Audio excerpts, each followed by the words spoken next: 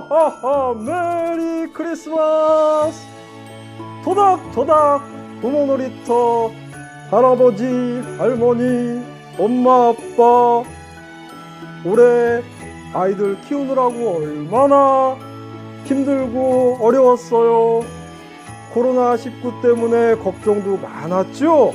하지만 우리 토닥토닥 부모 놀이터에서는 그런 바이러스쯤은 하나도 안 무서워요. 우리 모두 이겨낼 수 있어요. 그리고 우리 아이들도 토닥토닥 부모 놀이터에서 아빠, 엄마, 할머니, 할아버지들이 좋은 얘기 많이 듣고 아이들을 건강하고 씩씩하고 무럭무럭 슬기롭고 지혜로운 아이로 키울 수 있을 거예요.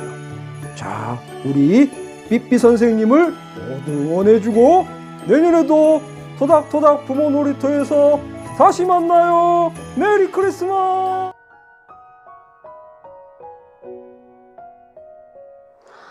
분리불안 때문에 껌딱지처럼 딱 달라붙어 있는 우리 아이 때문에 나는 지금 너무나 힘들어요. 애착에 대한 그 두 번째 이야기 시작합니다.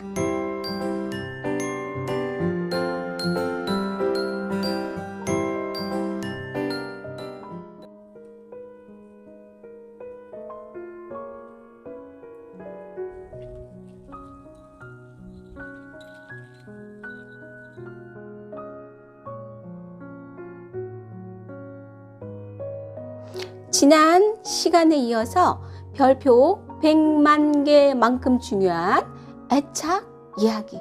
오늘도요, 곧 6살이 되는데 엄마를 껌딱지처럼 달라붙으려고 하고 그림자처럼 졸졸 쫓아다닌다라고 하는 미영씨. 아이 때문에 고민이 많대요. 자, 크리스마스가 다가오죠. 자, 크리스마스로 행복하고 즐거운 이 토닥토닥 부모 놀이터에 미영씨 초대합니다. 아이 키우는 거 너무 힘들죠. 자, 너무 잘 알고 있죠. 우리 힘내기로 하고요. 우리 일단 어떻게 맛있는 것 좀 먹고 시작할까요? 우리 즐겁게 시작해요. 맛있게 먹고.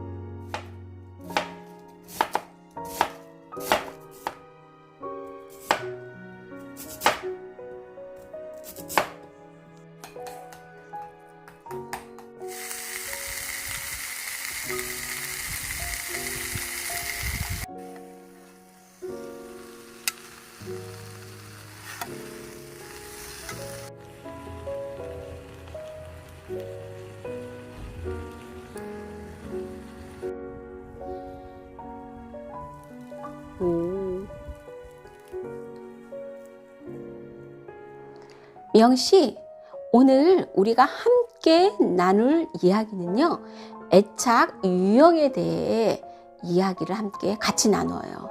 미영씨, 엄마와 떨어지지 못하는 것은 세상을 향해 나아가는 독립을 위한 강력한 힘인 추진력이 부족하기 때문이고, 이 강력한 힘, 추진력은 바로 애착이라고 하지요. 애착은 사랑하는 것, 정서를 주고받는 것이라고 우리는 단순하게 생각하지만 사랑하는 것 이상의 생존에 필요한 안전이라고 하는 큰 의미가 있습니다. 애착은요, 탐색, 즉 독립을 위한 강력한 힘이고 추진력이면서 안전지대인 것이죠. 아이가 탐색하고 잘 논다는 것은요, 독립을 할지 말지 결정하는 것이고요. 이때 아이의 결정에 큰 영향을 미치는 것이 바로 안전감입니다. 미영씨, 아이는 안전하다고 안심을 해야만 부모와 떨어져 독립을 준비하는 것이지요. 어린이집에 와서 탐색하며 여러 교구들을 흥미롭게 살펴보고 친구와 함께 놀이하며 활동에도 참여하고 친구들, 선생님과 긍정적인 관계를 맺으면서 성장하게 되는 것이랍니다. 볼비라는 학자는요, 낯선 상황을 연출하면서 실험을 합니다.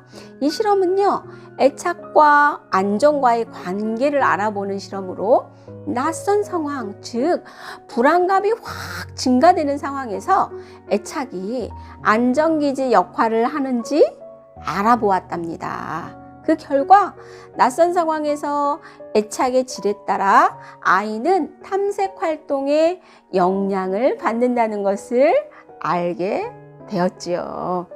낯선 장소에 엄마와 함께 가서 엄마가 이따가 다시 돌아올게 라고 하면서 사라집니다.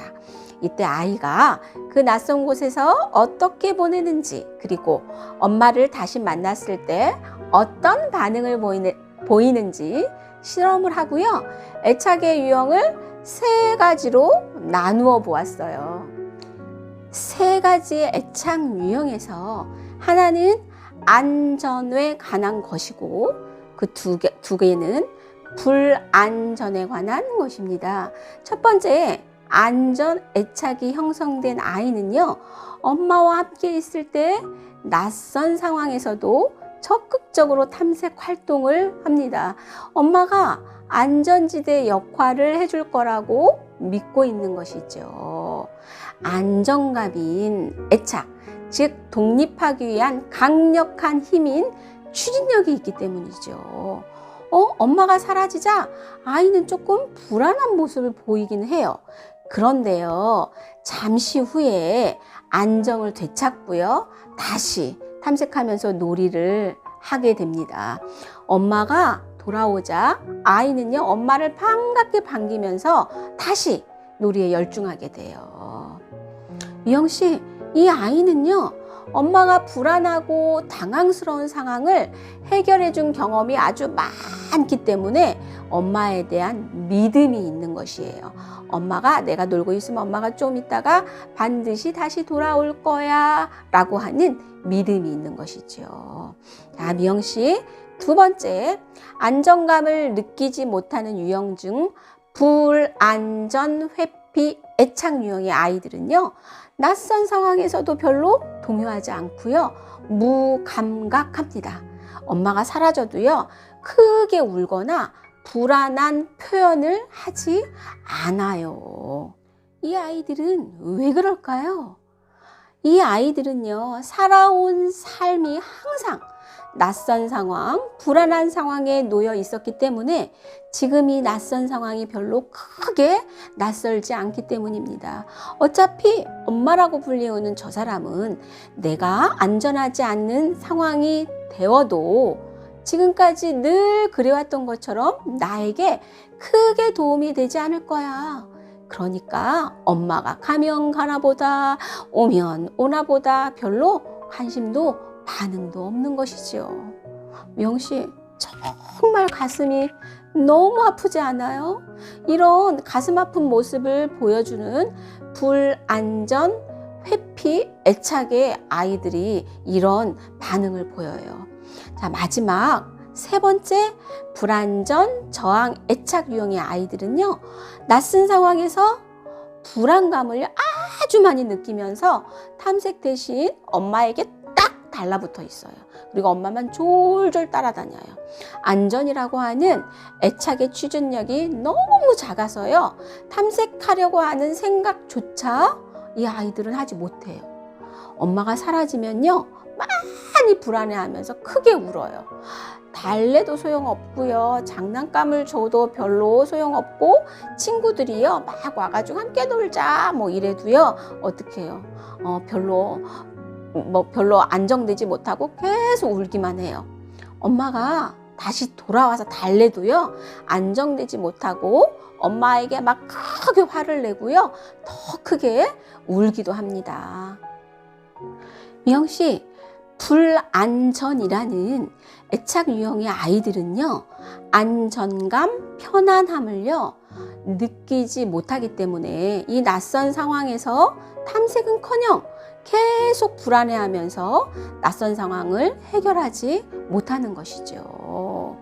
이런 아이들은요, 주 양육자, 그러니까 부모로부터 태어나서 지금껏 불안할 때 만족할 만한 보살핌, 돌봄의 경험이 적었던 거예요. 자, 부모인 나는요, 우리 아이들을 사랑하기 때문에 충분히 돌봄과 보살핌, 사랑을 주었다고 생각하고 있지만요, 그 충분하다는 것은 누가 결정해요? 바로 아이가 결정해요. 내가 결정하는 것이 아니라 아이가 결정해요. 그렇기 때문에 아이가 충분하지 못했다라고 하면 이런 안정감, 불안감이, 이런 안전하지 못하는 감정, 불안감을 계속 어떻게 가지고 있는 것이죠. 미영 씨, 우리 아이들은요, 아이들이 생각하고 판단하고 결정할 만한 부모님의 충분한 정성과 사랑으로 성장한답니다. 자, 오늘요, 안정 애착, 불안정 애착이라고 하는 그런 애착의 유형에 대해서 우리가 함께 이야기를 나눠봤어요. 다음 시간에는요, 분리불안에 관한 애착 이야기 3번째와 슬기로운 대응 방법은 어떻게 해야 되지 그럼? 어떤 대응 방법이 있을까? 이렇게 이야기를 나누기로 하고요. 삐삐 선생님의 토닥토닥 부모 놀이터에서 다시 만나도록 해요. 자, 안녕 하고요. 다음에 또 놀러 오세요.